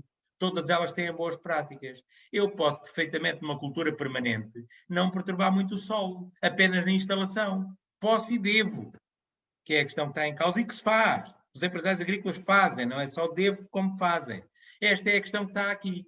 Portanto, estas boas práticas é que nós temos que atuar para produzir mais. E depois, há aqui uma coisa... Eu peço desculpa de interromper. Sim. Já passou praticamente 1 hora. Ah, é? Se pudesse, posso entretanto... mostrar este diapositivo? Sim, com certeza. Não, dá vontade. É que, pronto, aqui o espaço, por norma, portanto, o debate acaba por ser também muito interessante, porque, por norma, temos pessoas que fazem questões interessantes. E, portanto, se pudesse ser um bocadinho mais interativo... Ok, então é rápido. É só este diapositivo para pôr... Mas esteja à vontade, é o tempo que entender. Não. Este é só os paradigmas e as tecnologias que temos em mão para resolver aquele conjunto de incertezas que eu ali a meio, enfim, desta apresentação coloquei. Tem a ver com a população, a necessidade de alimentos e aquilo que temos que fazer para preservar os recursos. Como exemplo de meados do século XX, o que é que eu tenho aqui à mão? A biotecnologia. Eu vou ter que recorrer à biotecnologia. E no Alentejo também. Seja ela ao nível das plantas, ao nível do sistema radicular de interação com outros organismos. Eu vou ter que recorrer, sobretudo aqui no Alentejo, naquele 1 milhão de hectares que eu tenho nos sistemas agro-silvopastoriz e silvopastoriz, naquela área que eu tenho de culturas permanentes, eu vou ter que recorrer à conservação do solo. Ponto. Esta questão dos está aqui super micro-organismos tem muito a ver, olhem para isto. Se eu tiver uma espécie leguminosa, ela vive em simbiose com o rizóbio e fixa o azoto. Eu tenho que trabalhar com micro-organismos que consigam viver na raiz e que ajudem a planta até a fixar alguns compostos ou alguns elementos químicos através do ar, por exemplo. Mas já está a ser feito o ordenamento agrícola e florestal. Eu parece muito importante, sobretudo em função daquilo que é uma base da ecologia, base do mercado. A questão hoje em dia, e tem a ver com os micro-organismos, das novas estratégias de proteção, sanidade animal e vegetal. Isto é tudo muito falado e caminha-se por aí, mas tem que caminhar para a biotecnologia. Tem que ser apoiado pela biotecnologia para ter novas estratégias em que haja uma redução de produtos químicos também no meio ambiente. Depois, não o podia deixar de dizer, a robotização, ou seja, a digitalização que existe em todas as áreas. Isto é uma ferramenta fundamental nos sistemas do Alentejo, nesses sistemas que eu falei, para o uso eficiente da água, para a aplicação dos fertilizantes quando forem necessários, nos locais em que são necessários e nas quantidades necessárias, dos fitofármacos quando forem necessários nos locais e nas quantidades necessárias. Portanto, isto é uma ferramenta fundamental. E, por fim, caminhar para aquilo que nós chamamos uma segurança alimentar, para que, do ponto de vista de certificação e do ponto de vista de comunicação, ela seja transmitida ao consumidor. E o consumidor e quem comunica perceba que a agricultura é feita, e no Alentejo é feita para produzir alimentos para as pessoas. E é feita para as pessoas. Só isso.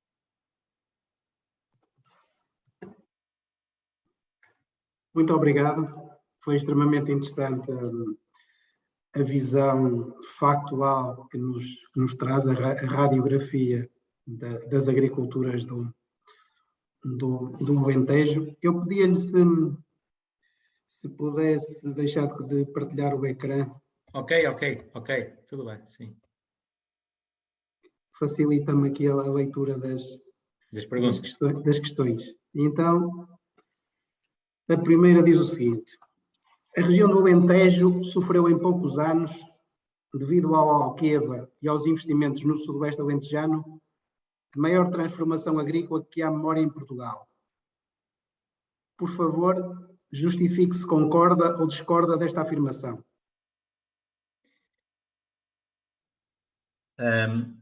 Eu justifico isso. É difícil dizer isso porque isso temos que comparar no tempo. Comparando esta transformação com a chegada de água, com a transformação que ocorreu nos anos 50, 60 e 70 do século XX, com a chegada da mecanização e que eu toquei aqui, quando, por exemplo, os cereais, como fonte e celeiro do país, porquê? Porque tínhamos de ter esse toque de pão, de energia, de glúcidos, e a estratégia foi assim. Não sei se foi correta para muitos solos. Provavelmente não foi, sabendo o que sabemos hoje. Nessa altura, provavelmente faltava esse conhecimento. Mas essa foi outra grande revolução. Introduziram-se cereais e a mecanização dos cereais.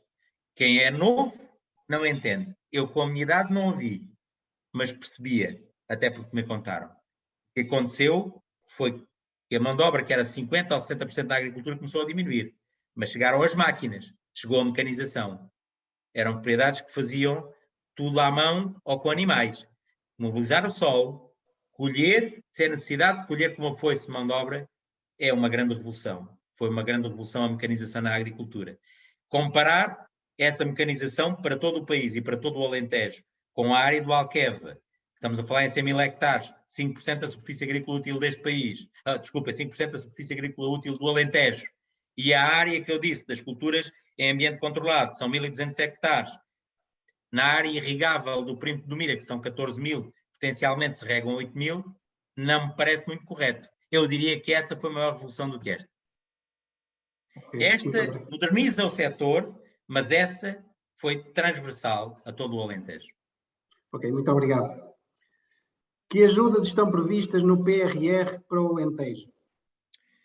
As ajudas do PRR para o Alentejo estão previstas, ou melhor, serão determinadas como para todos os países, para todo o país, para as diferentes regiões e estão sobretudo alocadas nas CCDRs, nas Comissões de Coordenação das Regiões, seja no Alentejo, seja no Norte, no Centro, ou do Alentejo, ou do Algarve. Porquê? Ou de Lisboa e Valtejo. Porque são as Comissões de Coordenação, o Ministério da Coesão, vão ter a gestão dessa parte do PRR. É evidente que o PRR, como estão a perguntar, a agricultura, como todos nós sabemos, tem uma componente pequena do PRR, mas sabemos que tem uma outra componente, que é o Programa de Desenvolvimento, o atual Programa de Desenvolvimento Rural, porque no âmbito das políticas agrícolas, como todos sabem, tem tido e continua a ter, e eu podia explicar porque é que as políticas agrícolas apareceram, explicava-lhes muito bem, se quiserem, tem a ver com o manter do preço dos alimentos a um preço aceitável, estamos a falar das ajudas diretas, e ajuda ao investimento, tem um pouco a ver para tornar o rendimento da unidade de homem de trabalho. O setor primário, isto foi no início, na gênese das políticas agrícolas, igual ao setor secundário e terciário. E, portanto, aqui neste caso, o dinheiro que vem para o setor primário vem por esta via, o PRR foi mais direcionado, obviamente que a agricultura também lá pode ir, mas podem ir todos os setores e isso é gerido pelas comissões de coordenação e obviamente que vão começar a receber e serão candidaturas apresentadas às comissões de coordenação da região Alentejo. Isto não quer dizer que não existe uma pequena fatia já agora, para deixar isto, a Sra. Ministra da Agricultura lançou hoje na AgroGlobal, portanto não posso deixar de dizer uma pequena fatia, muito direcionada no âmbito da Terra Futura, para projetos de investigação e desenvolvimento, em que entram entidades que serão abertos concursos, entram entidades que podem entrar, associações de agricultores, empresas, estruturas do Ministério ou unidades orgânicas do Ministério, como o Instituto Nacional de Investigação Agrária e Veterinária, o INIAV, ou até as direções, neste caso regionais ou gerais, do Ministério da Agricultura. Portanto, podem entrar aí, como também podem entrar as nossas entidades do ensino superior de investigação, os centros de investigação, enfim, ou outras entidades do setor privado, associações. Portanto, isso é uma fatia direcionada para esta via. Para aquilo que é mais a economia no geral, temos esta área das políticas agrícolas e temos as comissões de coordenação. A barragem do Pisão não vai ter componente agrícola? Vai ter componente agrícola, está previsto componente agrícola. Porque isso é um investimento direto do PRR, não? Esse é um investimento direto, porque a barragem do Pisão é um empreendimento de fins múltiplos e tal como o Alqueva. Reparem que a cidade de Évora, onde eu estou neste momento, se não tivesse o Alqueva, poderia estar aqui com algumas flutuações. Quer dizer, teve, quando eu era miúdo, com uma barragem que era o Divor. Depois o Monte Novo já deu aqui algum descanso. Havia períodos no verão que às vezes não havia água. Portanto, temos que olhar para esta multifuncionalidade, este multiusos, o caso do Alqueva também para abastecimento de água às populações. É evidente que grande parte é hidroagrícola, o Pisão vai ter sobretudo as populações, mas tem uma área prevista, enfim, 9.000, 10.000 hectares de área irrigável. Muito obrigado. O montado, que sofre com muitas mortes de sobreiros e azinheiras, irá resistir às alterações climáticas? O montado irá resistir às alterações climáticas se for renovado, porque o montado com espécies como nós, essas espécies têm um ciclo de vida, não são eternas. Esta é a primeira grande questão que as pessoas também têm que perceber. O montado tem que ser renovado e recuperado. Infelizmente, quer dizer, a vida é assim, nós ainda não descobrimos uma forma da nossa vida humana, apesar da esperança média de vida ter crescido, se existir algumas pessoas a quererem viver 300 ou 400 anos, não sabemos como neste momento, não é? Portanto, as árvores também têm o seu período de vida. E, portanto, quando começam a atingir uma séria idade, tal como nas pessoas, são seres vivos, tal como os animais, começam a entrar em decadência. Nós precisamos de renovar o montado, de recuperar o montado, em muitas zonas. O PDR atual já tem uma série de linhas de apoio. Basta ir àquela zona, por exemplo, infelizmente no Fogo de Saboias, em Odmira, há um mês atrás, ou um mês e qualquer coisa atrás, uma parte da área que ardeu até apanhou alguns montados relativamente recuperados e novos, de há 20 anos, tinham sido recuperados, sobreirais há 20 anos. Portanto, é isso que temos que fazer. Ok. A próxima questão é a seguinte: qual é a estratégia que a sua Direção Regional de Agricultura está a implementar para ajudar os agricultores a adaptarem-se às alterações climáticas? A estratégia, mas quando eu já expliquei bem as alterações climáticas que temos aqui. Sim, claro. Agora, o que está aqui em causa é que temos um clima subtropical seco, bem marcado com períodos chuvosos, sem chuva muito longa, com períodos muito quentes e períodos frios. Aquilo que a Direção Regional, obviamente, faz é, e isso cabe a ela, no âmbito vamos chamar assim, da análise de projetos de investimento, ou de controlo, ou de simples troca de ideias técnicas, evidente, com as pessoas que a procuram, dar algumas sugestões. E aqui na parte do investimento verificar algumas coisas que estão menos corretas perante a situação que temos. Mas o ser menos corretas foi o que eu referi. As espécies que eventualmente não estão tão adequadas ao meio. Mas atenção, se estiverem menos adequadas ao meio que temos, a este conjunto no fundo, a este clima que temos bem marcado com estes períodos, que oscilam bastante, a questão que acontece é que se o mercado for muito atrativo, eventualmente a pessoa, como numa economia de mercado, faz por ela.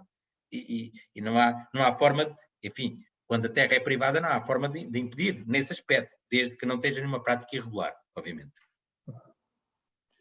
Quais as atividades vegetais ou pecuárias que irão ter maior peso no produto interno bruto alentejano dentro de 10 anos? As atividades vegetais ou pecuárias é muito simples. Durante 10 anos a gente não vai esperar que as plantas que neste momento começarem em produção, por exemplo, os olivais, há uma série de olivais novos, que elas vão cair. A vinha que temos no Alentejo e o vinho do Alentejo, de boa qualidade, como noutras regiões do país, mas aqui também é de boa qualidade, também não vamos esperar que ele vá cair. Portanto, essa área vai sendo estabilizada e não subirá muito mais, porque aqui é uma questão de cotas. Além dessas, temos a questão, que eu disse, de todo o litoral alentejano com a tal termorregulação da temperatura, que do ponto de vista energético é muito favorável, que vão ajudar também este produto interno, vamos chamar assim, produto agrícola da região Alentejo. E, portanto, que já se verifica hoje que tem condições para se manter. E depois a área da pecuária, por causa da pecuária extensiva. Estamos a falar dos ovinos e dos bovinos. E, sobretudo, dos bovinos e os ovinos, quer dizer, que vão continuar a ter o peso que têm. Ok. Mas não acha que do ponto de vista de valor que as coisas vão mexer? Aquilo que focou, não é? Hoje, nos dias de hoje, todo o sistema alimentar está montado numa lógica de comida barata. Mas já se chegou à conclusão que a lógica da comida barata tem um impacto ambiental muito elevado, porque tem que se transportar esses alimentos à escala global. Provavelmente aí o paradigma mudará no aspecto de haverem taxas de carbono sobre os transportes e, portanto, e também criar aqui a oportunidade para determinados sistemas agrícolas que hoje têm debilidades na sua sustentabilidade económica possam melhorar. Não é? Portanto, no fundo era aqui, penso que a pergunta também tinha um bocadinho a ver com isso. Eu respondo a isso. Quando eu disse neste momento ninguém espera isso, mas nós temos os 2 milhões de hectares, ainda aqui há muito hectare pelo meio, como eu disse. Reparem que o Alentejo, naquilo que são sistemas até de culturas de outono e inverno, e elas já tiveram aqui um peso muito significativo, isso que me está a dizer é muito importante. Eu falei nisso há bocadinho, estamos a falar do trigo ou da cevada, até de algumas de primavera, culturas anuais, e que podem, nessa perspectiva que está a colocar, essa é uma perspectiva, é as tais incertezas que nós temos.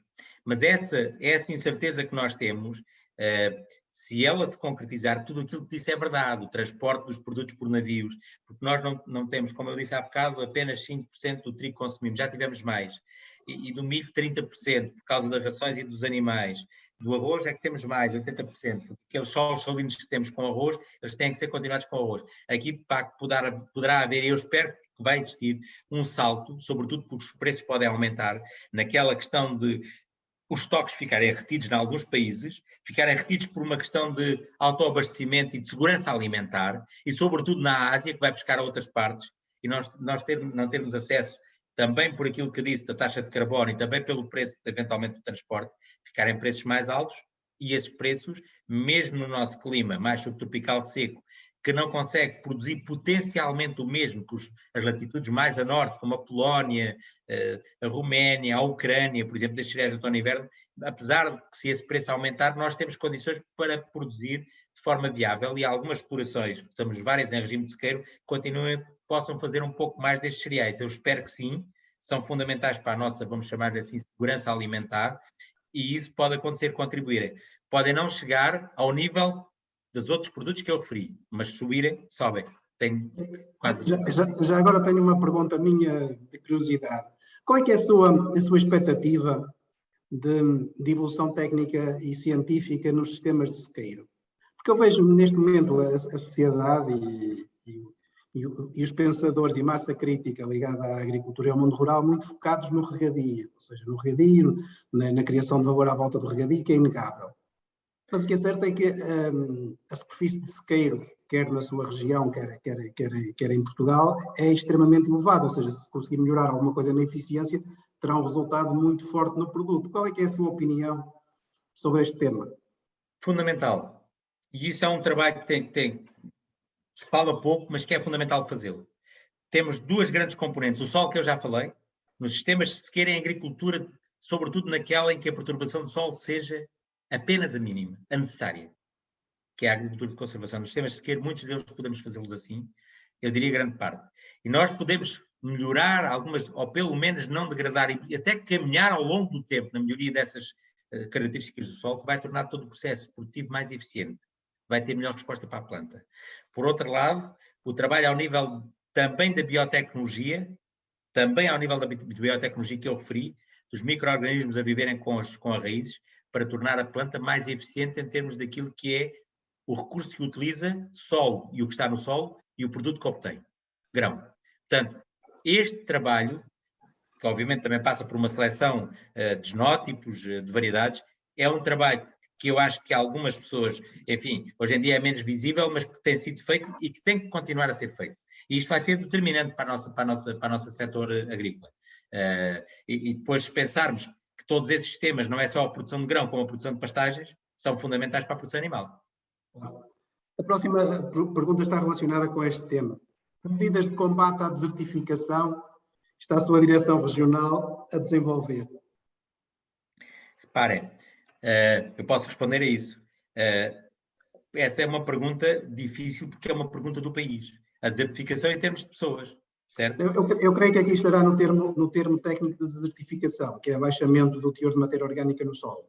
Eu acabei de falar há bocadinho, não vale a pena repetir. Ok, então não voltamos aí, certo? É porque a questão aqui é, de facto, fazer estas práticas que direcionam nesta perspectiva, por isso é que eu perguntei, se for de pessoas, uma coisa, aqui nesta perspectiva, é direcionar um conjunto de práticas, já expliquei, em que o balanço que eu tenho do que está no solo começa a ter valores mais positivos. Seja ela a matéria orgânica, porque a matéria orgânica depois, são os agregados argilolímicos, que é a argila e a matéria orgânica, que permitem a maior disponibilidade de nutrientes. Portanto, é a maior disponibilidade de matéria orgânica e permite um melhor armazenamento de água, com as práticas culturais que têm que ser direcionadas nesses sistemas para melhorar, de facto, essa questão ao nível do solo. Melhorar isso, eu tenho melhor eficiência, obviamente, e combate, ou pelo menos tento que essa desertificação, como for dita, seja reduzida, Claro. se ela acontecer.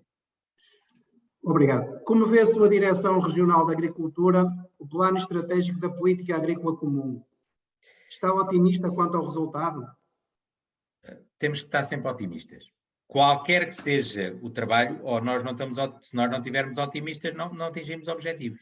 Otimistas estou, tem é que ser trabalhado. O que nós temos neste momento é um acordo. E o que sabemos é que a Europa direcionou-nos para uma transição digital e ambiental. A Europa, não nos podemos esquecer que na Europa nós não podemos parar a produção de alimentos. Eu já falei aqui 2 ou 3 vezes a questão da autossuficiência, a questão que abordou, e não fui eu, do preço dos transportes, da taxa de carbono nos transportes.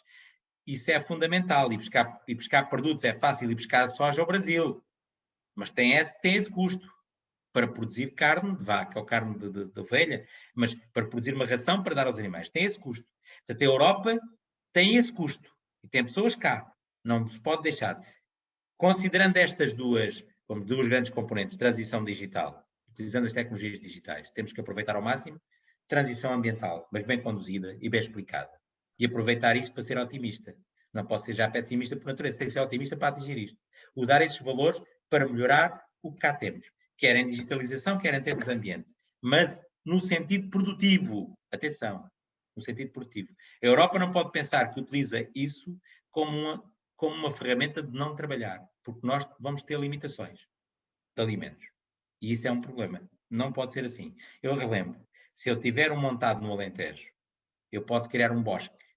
E o bosque pode ser equilibrado ecologicamente. Tem lá javalis, tem lá, enfim, répteis, tem tudo. Só que fecha. E a pessoa não vai voltar, os humanos, a serem caçadores. Ficarem à espera da caça. E também tem um problema. Ao mínimo de foco de incêndio, quem é que o segura? Os danos daquele incêndio vão ser muito mais graves do que provavelmente a libertação de dióxido de carbono dos animais, de manterem o substrato herbáceo em boas condições. Portanto, temos que fazer isto, direcionar desta forma, aproveitar para esta transição ambiental desta forma, mas ter produção eficiente. Ok, obrigado. O que fazer para tornar o olival alentejano ainda mais sustentável? O que fazer para o tornar? Sim, mais sustentável, ainda mais sustentável. O que fazer é tentar estudar formas e dinamizar formas do uso sustentável da água. Uma. Outra, do uso sustentável dos produtos fitofármacos. Ter informação e dados que me digam que, eventualmente, se eu tiver que fazer 4 tratamentos fitossanitários, há determinados anos que eu posso fazer 3. Enquanto na vinha posso ter anos em que posso fazer 6, outros posso fazer 3. Isto tem que ser uma realidade. Isto já o é por muitas pessoas, eu sei que o é. Mas tem que ser, temos que tentar ser limite para o cheio, para todos. Como o uso sustentável da água, que já se faz. Na maior parte deles, porque é tudo rega gota a gota, e já se faz. E já se faz com sondas, a maior parte fazem. Mas aqueles que não fazem ainda, que se faça. Portanto, é isto que temos que fazer. E isto vai torná-lo mais sustentável. Além da questão, obviamente, da qualidade, além da questão de alguns genótipos que possam aparecer, genótipos são variedades, para as pessoas me entenderem, variedades que possam aparecer, que lhe permitam, até mais próximas, enfim, em vez de ter uma ou duas em determinado tipo de sistemas, ter mais variedades. Possam responder da mesma forma que uma ou duas que eu tenho em sistemas mais intensivos ou menos intensivos, mas de regadio. É o que eu tenho que fazer. Obrigado. Como concilia no Alentejo a produção agrícola com a ocupação florestal? Eu creio que já está respondida aqui através do montado, não é? É, claramente. Acho que podemos o Alentejo o Alentejo é o claro exemplo, eu falei num 1 milhão de hectares, é o claro exemplo onde isso acontece, que é o montado do Alentejo, sobretudo na área da azinheira, que é o Quercus rotundifolium. Aí é exemplo marcante. No sobreiro podemos dizer assim, tenho aqui um sobreiral dinâmico, com muita vida, que não está ainda decrépito, não tem muitos anos de vida, a produzir muita cortiça, vou evitar a carga animal para não ter aqui alguns danos. Mas desde que ela seja bem conduzida, desde que a carga animal seja conduzida naquilo que é o balanço entre a disponibilidade de biomassa da pastagem e a necessidade de ingestão de cada animal que lá está, que eu conheço, taxa metabólica se for bovinos ou ovinos, desde que seja por aí, é o adequado. E isso está conciliado, é multiuso este montado e é fundamental este montado para o país. Obrigado. No Alentejo, há mão de obra para a agricultura ou os agricultores sofrem prejuízos nas respectivas atividades por não terem mão de obra? Como eu disse, foi bem claro naquela que é a apresentação. O Alentejo tem população envelhecida, tem falta de pessoas e, obviamente, na agricultura também há falta de pessoas. Temos que ter trabalho em boas condições, mas há falta de pessoas para trabalhar. Mas provavelmente não há só na agricultura. Se estivermos a falar de um terço da área geográfica do país, com uma população de 700 mil, em que as ativas são para aí 400 mil, já estamos a ver o que estamos a falar. É só isso. A cultura da amêndoa será uma alternativa ao olival ou será um flop? Da mesma maneira que cresce de forma exponencial, também pode desaparecer por abaixamento de preços no mercado mundial. A cultura da amêndoa não é uma substituta do olival, é mais uma cultura que entra num sistema de culturas permanentes. E a amendoeira, né, a cultura da amêndoa é a cultura da amendoeira. A amendoeira ou amendoal, o que tem, produz a amêndoa, obviamente, o que tem aqui é que a gente olha para o nosso país e encontra amendoeiras, eu não digo que são espontâneas, foram ali colocadas e ninguém olhou para elas e ainda continuam lá. Agora, continuam lá a dar pouco. A gente vai ao Algarve e vê algumas amendoeiras, como vê alfarrobeiras, há muitos anos. O que é que isto me diz? Não é tão resiliente como a oliveira, não, que encontramos muito mais. Resiliente no sentido de suportar, não tem lá água durante 7 meses ou 8, só quando chove durante 2 ou 3 meses, ninguém olhou para ela. Não é tão resiliente. Mas é, apesar de tudo, resiliente para suportar o clima subtropical seco. E, portanto, a questão que me colocam, quando o mercado baixar, é evidente que a margem que tem neste momento a cultura em si vai baixar. Mas tal como o olival, ela ainda tem, mesmo com esse abaixamento, ainda vai continuar a ter viabilidade. Não é para substituir o olival, na minha opinião, não deveria ser assim, porque essas flutuações de mercado e incertezas, elas têm que ser consideradas em termos médios. É evidente que o operador, o empresário individual pode não analisar assim, mas eu acho que tem que ser analisado assim. Em termos médios, é os últimos 10 anos, qual foi o preço da amêndoa? E depois fazer uma projeção de futuro. Não é considerar um ano muito alto e fazer aquela projeção. Portanto, se fizer o cálculo assim, eu acho que não vai ter problemas. Agora, não pode, e para não ter problemas, a amendoeira, a tal questão da ecologia. Ela tem menos capacidade de suportar solos hidromórficos que tem o olival. Solos hidromórficos são solos com má drenagem. Por exemplo, colocar oliveiras em solos desses vai ter mais limitações do que se os colocar nos calcários. É a tal questão da ecologia. E aí, se o diferencial de preço for, enfim, se aquele preço descer bastante, já pode ter mais limitações nesses solos. Se for nos calcários, eventualmente não tem. Por isso é que eu disse, por isso é que eu fiz aquela explicação inicial. A ecologia determina o que devemos pôr. Se eu vou colocar amendoeiras nos solos hidromórficos, solos mal drenados, eventualmente, se o preço descer bastante, fica no limite do rendimento. Vou ter menos produção.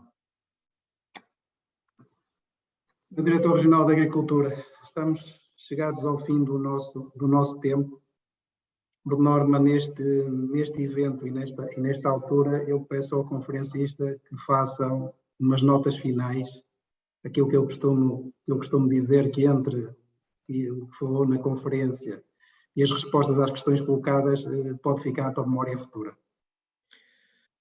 Sim, posso fazer essas notas finais. Posso fazer como nota final que o Alentejo tem, de facto, uma importância vital para, eu diria, a produção de alimentos deste país, pelas suas características de solo e de clima, que apesar de ser uma região única, tem 4 sub-regiões bem marcadas e que, entre regimes de regadio e regimes de sequeiro, os regimes de regadio, o regime de sequeiro está muito à volta do montado, mas não só, está muito à volta de outros sistemas que podem ainda ser dinamizados, já cá tiveram, e que nós temos todo um conjunto de práticas para os melhorar, e no regime de regadio temos, enfim, a continuação das boas práticas, a tentativa de as continuar a melhorar, quer no uso da água, quer no uso dos produtos de síntese química, quer no uso das práticas culturais, utilizando as ferramentas que já se utilizam, que vão melhorar com certeza, que são a tecnologia digital, também elas utilizadas na agricultura e nos seus equipamentos, e portanto, isto basicamente é o que fica também aqui, obviamente, foi colocado algo leve, é um problema transversal de todo o interior, é um problema marcante no Alentejo, o envelhecimento da população, e isso afeta de facto recursos humanos e afeta também a renovação. Temos que criar mais-valia que se cria com o setor primário, continuá-la com a transformação que é a agroindústria e com o setor terciário a apoiar. E isto permitirá viver uma região, porque região sem pessoas não vive. E, portanto, não podemos ter uma região importante a produzir de alimentos a morrer. Não pode. Portanto, esta questão que foi dita aqui da falta de mão de obra também está ligada aí, e nós precisamos disto. Precisamos de perceber isto. Que não podemos ter uma região que é fundamental para produzir alimentos para todos nós, para a nossa segurança alimentar, e para a nossa segurança alimentar no sentido do alimento, que é ele, hoje em dia, produzido em condições que nós achamos aceitáveis. Que comemos, mas achamos que está com condições aceitáveis. Que não deve ter ali produtos que desregulam completamente e que nos podem causar problemas. Portanto, isso é fundamental. Não lhe vamos chamar, já agora, às vezes vê escrito antibióticos, isso é animais. As plantas não têm antibióticos, têm produtos de síntese química, têm fitofarmacêuticos, têm produtos fungicidas, inseticidas, enfim, para tratar os insetos, os fungos, são doenças, normalmente são as doenças, são os fungos que isso provocam, as bactérias também, mas como nós temos mais limitação de as tratar. Mas pronto, basicamente são estas notas para o Alentejo que eu queria deixar e uma esperança que as pessoas entendam esta agricultura, que ela é feita para as pessoas e para o alimento das pessoas. E aquilo que eu mostrei naquele gráfico, todos nós queremos. Queremos que as populações da África e de Ásia continuem, as pessoas que lá estão, a ter alimento. E se eles tiverem alimento e consumirem mais, provavelmente o mundo vai ter que olhar, e a Europa não pode deixar de olhar para esta questão, porque ir buscar a soja ao Brasil ou à Argentina, o milho ao Brasil ou à Argentina, pode, daqui a 3, 4 anos, não ser assim tão fácil. Ou os preços, no conjunto desses despesas, subirem muito. Portanto, é preciso olhar para isto desta forma. Queremos ambiente com agricultura, que é assim que sempre vivemos, porque sempre começamos, a partir do momento que deixámos de ser caçadores, começámos a produzir alimentos. Portanto, é isto que nós queremos. Produzir os alimentos no meio onde estamos, que é o meio agrícola, para as pessoas viverem bem, porque têm necessidade, infelizmente, as plantas fazem fotossíntese, a gente tem necessidade de alimentos. Infelizmente não, felizmente foi assim que fomos concebidos e não temos que alterar a natureza. Temos é que os fazer de forma a que mantenhamos cá os recursos para os nossos descendentes. Eu tenho, portanto quero que eles continuem a ter alimentos em condições de viver neste país. Doutor José Godinho Calado, muito obrigado. Esta foi uma conferência sobre a agricultura na região do Alentejo. A perspectiva do seu responsável, portanto, o Diretor Regional da Agricultura e Pescas do Alentejo, portanto, que nos traçou aqui um quadro muito claro sobre a atualidade e sobre o futuro. Nós continuaremos na próxima quinta-feira com outro agromeeting. O próximo será sobre a cultura do abacate. Será conferencista Carlos Jorge Ferreira, da Kiwi Life. A todos e a todas, muito obrigado por terem estado connosco. Uma boa noite e até à próxima. Com licença. Boa noite.